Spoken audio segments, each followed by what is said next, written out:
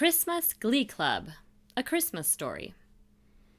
Sophia sighed as she slipped into her red velvet Santa baby dress, accented with white fur trim. Bustling sounds of her sorority sisters' preparations for their Christmas party filled the spacious room.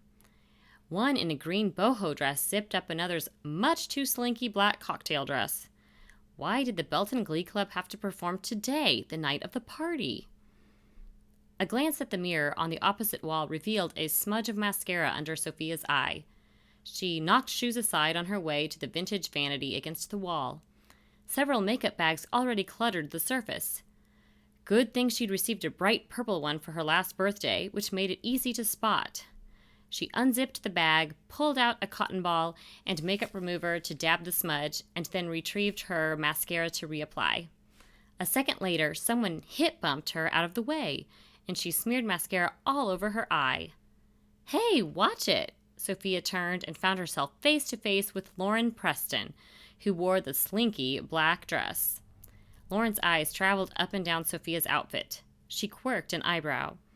"Looks like Mrs. Claus is coming to our party tonight. Are you bringing candy canes for everyone?" The muscles in Sophia's stomach tightened. "No, this is my outfit for Glee Club.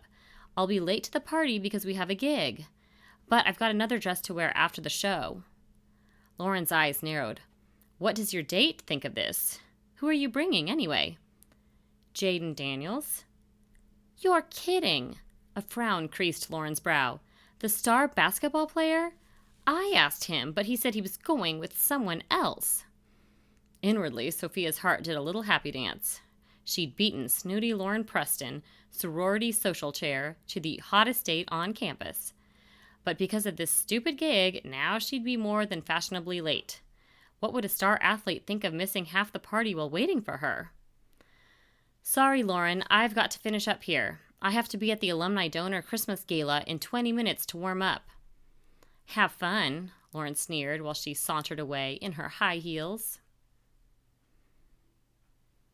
Brett blew on his fingers as he clambered from his car to James Belton Hall. Bright Christmas lights illuminated the historic administrative building, while its golden dome gleamed in the moonlight. Since his first year at Belton, he'd loved the ambiance of the historic school, like time travel to a previous era. He quickened his pace to prevent his throat from constricting due to the cold. He'd need every ounce of breath support to hit the high tenor notes. Not that he played an important role by any means. Mike always landed the solos and duets. Why'd he get to play Santa with Sophia on his lap while the rest of them dressed as elves? Lucky dog. Brett's cheeks warmed at the thought of Sophia in her velvet red Santa baby dress. Man, was she out of his league. After a hard tug on the massive front door, he slid inside and padded down the hallway to the banquet room. Inside the spacious venue, donors milled around in formal attire. Men in crisp suits and tuxedos escorted ladies in shimmering evening gowns. An enormous Christmas tree with elaborate ornaments and bright white lights stood to the side of the stage. Members of the band music fraternity served hors d'oeuvres and fancy pastries from shiny silver platters, while others passed out sparkling beverages. Good community service after their Halloween fiasco. A tap on his shoulder, Brett spun around. Professor Winston, the choir director, stood in front of him. Beads of sweat dripped down the man's cheeks, which he mopped with his handkerchief. "Brett, you're up tonight. Mike's got laryngitis. Can't sing a note." Brett gasped. "What? You want me?"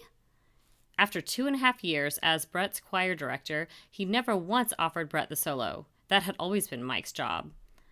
"You're the only one who knows his part. I can't pass it on to one of the basses, can I?" Professor Winston shoved a black bag into Brett's hands. "What's this?" Brett ran his hands over the lumpy sack. Professor Winston rolled his eyes. "Your Santa costume, of course. It might be baggy, but should work. Now get changed. We're on in 15. And now, ladies and gentlemen, let's give a round of applause for the Belton Glee Club. The president clapped his hands together while several donors tinkled their glasses. Sophia sighed. About time. His speech had lasted longer than she'd anticipated. At this rate, she'd never make it to the Christmas party. While Sophia waited backstage for her solo, other members of the choir strolled on stage singing, "It's beginning to look a lot like Christmas" in elf costumes. She ran her hands over the folds of her dress. At least she didn't have to wear pointy green shoes and striped candy cane pants like the others. What was Jaden thinking right now? She'd spent hardly any time with him, but the fact that he'd said yes to her was a good sign. Although what guy would turn down a free sorority t-shirt? Minutes later, the elves launched into "Here We Come A-Caroling" in rich 4-part harmony. Almost time for Santa's big entrance. Hopefully Mike wasn't drunk or hungover like last time. What a nightmare. The group started singing "Santa Claus is Coming to Town," the rich harmonies filling the air. Santa bumped into her as he brushed past. She scowled. "Watch it, Mike." Blue eyes twinkled below the white trim of the Santa hat. "I'm not Mike, I'm St. Nick." The guy winked and hurried on stage. If it wasn't Mike, where on earth was he? And who'd Professor Winston chosen to take his place? It had to be Brett. But did he even know how to sing solos? And how could she sing the winter medley duets with Brett when they've never practiced together? A ping from her phone caught her attention. A message from Lauren. "Hey, my date's sick, so I'm taking Jaden to the formal. I figured you wouldn't mind since you can't make it anyway. See you later." Ugh, could this evening get any worse? "Ho, ho, ho," Brett bellowed, striding to the front of the stage. "Looks like we've got a glittering assembly of merrymakers here tonight." He gestured at an elderly lady who'd nearly blinded him with her sequined gown. "I hope you've all been good, because you're in for a special treat with this next number. Let's give it up to welcome Santa Sophia to the stage." His breath caught in his throat at the sight of her. The velvet red dress with white trim really accentuated her curves. "Thanks, Santa." Sophia's chocolate eyes beamed at him. "Why don't you take a seat on this chair, and I'll let you know what I want for Christmas." She tugged him into the black folding chair and plopped onto his lap. Wow, it was warm in here, especially in this costume. She launched into a hilarious rendition of Santa Baby, asking for everything from makeup and an iPhone to a brand new car. How he wanted to stroke her long blonde hair while the coquettish soprano filled his ears. Better stick to a smile and a nod. Sophia breathed a sigh of relief. So far, so good. At least Brett proved an adequate actor. But now for the true test. How well could he perform their winter duets? "Mrs. Claus," he rose from the chair, "would you do me the honor of joining me for this next number?" With a smooth motion, he extended his hand to her. "I believe it's snowing outside." With a toss of her hair, she took his proffered hand. "Let it snow as long as I'm with you, Santa." She'd recited those words 100 times before, but this time the line brought a tingling sensation. How could Brett exert such an effect on her? Heart-drumming, they strolled hand in hand for "Marshmallow World." His fingers intertwined in hers like garland laced with Christmas lights, igniting her on the inside. For their second song, "Let It Snow," the choreography called for him to stand behind and wrap his arms around her waist. Now she'd never be able to concentrate. His muscular arms enveloped her, and she leaned back against his firm chest. No Santa gut on this guy. By their final number, "Baby, It's Cold Outside," her heartbeat quickened to the pace of Jingle Bells on steroids. Surely this was nothing. A crush. He placed his hand on the small of her back, and they began to dance. Although the lyrics of the song protested his proximity with every word, her heart melted as his gaze met hers. Tonight, she was supposed to be on a date with the star basketball player, not falling for Brett, the backup tenor. But with his vocals and magical touch, he could outperform Santa Mike any day. As the song progressed, Brett's grip on her tightened. He drew her to him, so close the scent of woodsy cologne filled her nostrils. Intoxicating. Could she resist his charms, or would she fall for him, like the woman in "Baby, It's Cold Outside"? Brett racked his brain for the final lyrics to the song. How could he focus with Sophia wrapped up in his arms? For a moment, he froze. What were his words? Sophia's gaze bored into his. What should he do? No use, the lyrics had completely escaped him. A look of panic crossed Sophia's beautiful features. Only one thing left to do.